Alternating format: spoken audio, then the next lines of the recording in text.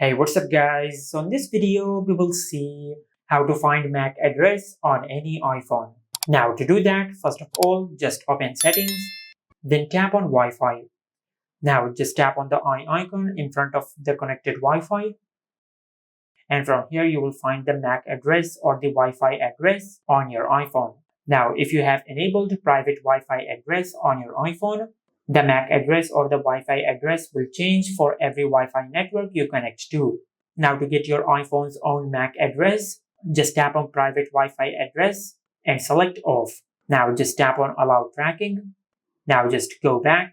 And as you can see, it is currently showing your iPhone's own Wi-Fi address or the MAC address. Now, there is also another method to get the MAC address of your iPhone.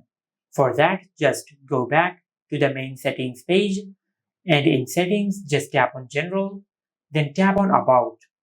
And from here, you will find the Wi-Fi address or the MAC address of your iPhone. And this is how you can find the MAC address on any iPhone.